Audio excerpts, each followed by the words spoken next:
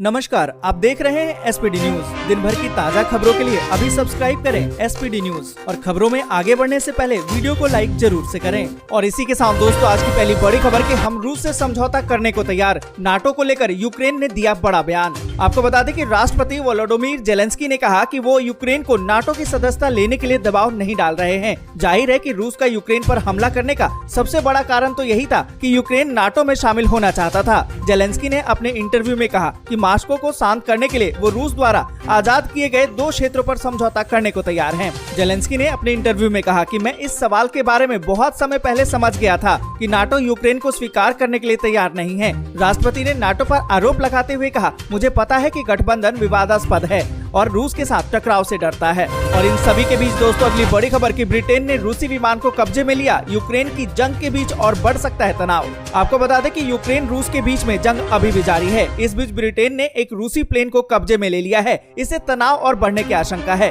रूसी प्लेन को कब्जे में लेने की बात यूके के यातायात मंत्री ने बताई है। आपको बता दें कि ब्रिटेन ने पहले ही ऐलान किया था कि अगर रूस के प्लेन या फिर कोई चार्टर विमान उसके एयर स्पेस में घुसता है तो इसे क्राइम माना जाएगा और प्लेन को जब्त कर लिया जाएगा। दरअसल जंग के बाद रूसी विमानों को पहले से ही यूके में बैन कर दिया गया था। और इन सब के बीच दोस्तों, अगली बड़ी खबर कि कीव पर रूस कर सकता है बड़ा हमला। अलर्ट जारी, लोगों से सुरक्षित जगहों पर जाने की गई अपील। आपको बता दें कि यूक्रेन की राजधानी कीव और उसके आसपास की जगह पर हवाई अलर्ट घोषित कर दिया गया है और निवासियों से जल्दी सुरक्षित स्थानों पर जाने का अनुरोध किया गया है।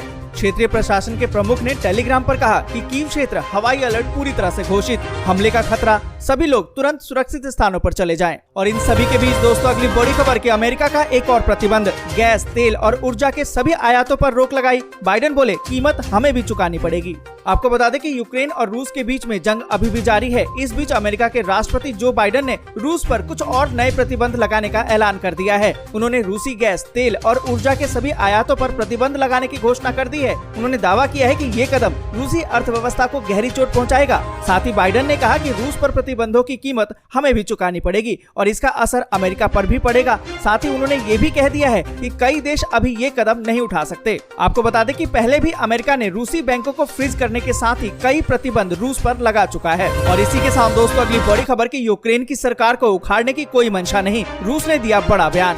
आपको बता दें कि रूस ने बुधवार को कहा कि यूक्रेन संघर्ष को सुलझाने के लिए कीव के साथ बातचीत आगे बढ़ रही है और इस बात पर जोर दिया है कि मॉस्को के सैनिक यूक्रेनी सरकार को गिराने के लिए प्रयासरत नहीं हैं। आपको बता दें कि रूस के विदेश मंत्रालय के प्रवक्ता ने अपने प्रेस वार्ता के दौरान कीव के साथ 3 दौर की बातचीत का जिक्र करते हुए कहा कि दोनों देशों के बीच कुछ प्रगति जरूर हुई है। साथ ही उन्होंने ये भी कहा कि मॉस्को का यूक्रेन पर कब्जा करने या फिर उसकी सरकार को उखाड़ फेंकने का कोई भी इरादा नहीं है। और इन सभी के बीच दोस्तों, अगली बड़ी खबर कि जेलेंस्की ने फिर दिखाए कड़े तेवर, नहीं करेंगे सरेंडर, रूसी सैनिक डाले हथियार। आपको बता दें कि रूस और यूक्रेन के बीच में जारी युद्ध कई नाटकीय मोड़ दिखा रहा है। कभी बातचीत के जरिए तेवर नरम कर दिए जाते हैं तो कभी तीखे वार करके माहौल को तनावपूर्ण करने का काम किया जाता है। अब एक बार फिर से यूक्रेन के राष्ट्रपति जेलेंस्की ने रूसी सैनिकों को नसीहत दे डाली है। उन्होंने कहा है कि यूक्रेन की धरती से सभी रूसी सैनिक वापस चले जाएं। जोर देकर कहा कि वे सरेंडर नहीं करने वाले हैं और अंत तक अपने देश के लिए लड़ते रहेंगे। जेलेंस्की ने जोर देकर एक बार फिर से कहा है कि अब रूसी सैनिकों को सरेंडर करना पड़ेगा।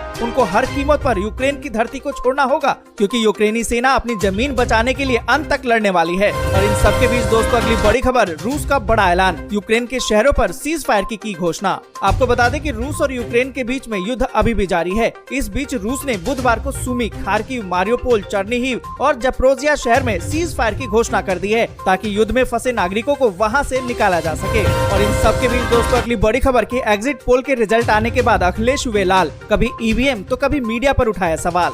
आपको बता दें कि उत्तर प्रदेश विधानसभा चुनाव के परिणाम आज घोषित होने वाले हैं। उससे पहले समाजवादी पार्टी के अध्यक्ष अखिलेश यादव ने एग्जिट पोल को लेकर मीडिया पर सवाल उठा दिया है। उन्होंने इलेक्ट्रॉनिक वोटिंग मशीन यानी कि ईवीएम में भी हेराफेरी का आरोप लगाते हुए मुख्यमंत्री कार्यालय को कटघरे में खड़ा कर दिया है। अखिलेश यादव ने ट्वीट करके लिखा है कि लिख रहा हूँ ये सोचकर कि शायद जागेगा जमीर, बेखबर हो गए हैं, न जाने क्यों कुछ खबर नवीस।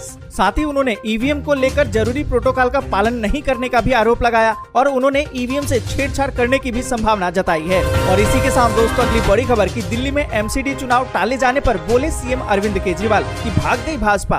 आपको बता दें कि दिल्ली में एमसीडी चुनाव टाले जाने पर मुख्यमंत्री अरविंद केजरीवाल ने तीखी प्रतिक्रिया व्यक्त की है। अपने इंटरनेट मीडिया अकाउंट पर उन्होंने एक ट्वीट किया है। इस ट्वीट में उन्होंने दिल्ली नगर निगम चुनाव की सीटों को लेकर ये भी बताया कि यदि अभी चुनाव हो जाते तो आम आदमी पार्टी कितनी सीटें जीत जाती। ट्वीट करते हुए उन्होंने लिखा है कि भाजपा भाग गई, एमसीडी चुनाव टाल दिया, हार मान ली है। दिल्ली वाले खूब गुस्सा हैं, कह रहे हैं कि इनकी हिम्मत की चुनाव न करवाएं, अब इनकी जमानत जब्त करवाएंगे। साथ ही उन्होंने आगे लिखा है कि चुनाव आयोग को भाजपा के दबाव में नहीं आना चाहिए था।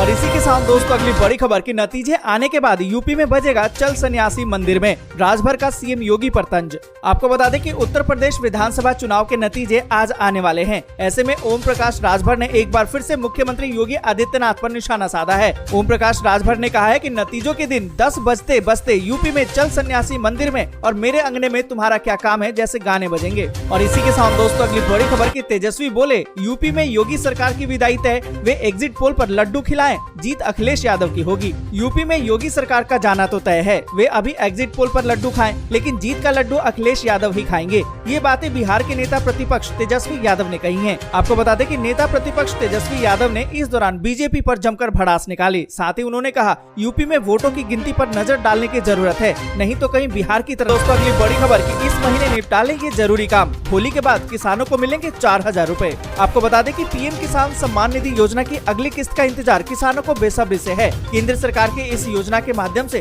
किसानों को सीधे उनके अकाउंट में पैसा भेजा जाता है और हर किसान के अकाउंट में साल में 6000 रूपए ट्रांसफर किए जाते हैं, जो इनको 3 बराबर किस्तों में मिलती है। यानी कि केंद्र सरकार की तरफ से 2-2 हजार रूपए उनके खाते में भेजे जाते हैं। ऐसे में अगर आप भी चाहते हैं कि 11वें किस्त के पैसे आपको मिल जाएं, तो तुरंत 31 मार्च 2022 से पहले अपना KYC पूरा करवा लीजिए, वरना बिना इसके अप्रैल जुलाई की 2000 रूपए की किस्त अकाउंट में नहीं आएगी। और जिन किसानों की 10वीं किस्त अभी तक नहीं मिली थी, यानी कि 2000 रूपए, अगर उन्होंने अपनी पुरानी गलती को ठीक कर लिया होगा तो उनको अब एक साथ ही 4000 रूपए की किस्त मिलेगी। और इसी के साथ दोस्तों अगली बड़ी खबर कि इन महिलाओं को हर महीने मिलेंगे 2250 रूपए की पेंशन। जानिए कैसे। आपको बता दें कि देश में आर्थिक रूप से कमजोर वर्ग को सहायता देने के लिए केंद्र सरकार की तरफ से कई सारी योजनाएं चलाई जाती है। ऐसे ही सरकार की तरफ से विधवा पेंशन योजना है जो चलाई जा रही है। इस योजना के तहत आर्थिक रूप से कमजोर विधवा महिलाओं को हर महीने आर्थिक मदद दी जाती है। और आपको बता दें कि इस योजना का लाभ उन्हीं विधवा महिलाओं को मिलता है जो गरीबी रेखा से नीचे आती हैं। ऐसे में हरियाणा सरकार की तरफ से विधवा महिलाओं को हर महीने 2250 रूपए बतौर पेंशन दिया जाता है। और उत्तर प्रदेश सरकार इस योजना के तहत विधवा महिलाओं को हर महीने 300 रूपए देती है। वहीं महाराष्ट्र में विधवा पेंशन योजना 900 रूपए है। दिल्ली में विधवा पेंशन योजना हर 3 महीने में 2500 रूपए कर दिया गया है। और इसी के साथ दोस्तों अगली बड़ी खबर की देश में नहीं आएगी कोरोना की चौथी लहर। जानिए कैसे। आपको बता दें कि देश को भविष्य में कोरोना महामारी की किसी नई लहर का सामना नहीं करना पड़ेगा। जाने माने वायरोलॉजिस्ट टी जैकब जॉन ने कहा है कि तीसरी लहर खत्म हो गई है और चौथी लहर के आने की तब तक कोई संभावना नहीं है जब तक कि कोई अत्यधिक संक्रामक वेरिएंट सामने नहीं आता है। जॉन ने कहा है कि महामारी की चौथी लहर तब तक नहीं आएगी जब तक कि अल्फा, बीटा, गामा या फिर ओमिक्रॉन से अलग कोई बहुत ही संक्रामक वेरिएंट उभर कर सामने नहीं आता है। वीडियो आपको अच्छी लगी हो तो लाइक और शेयर जरूर कर दें।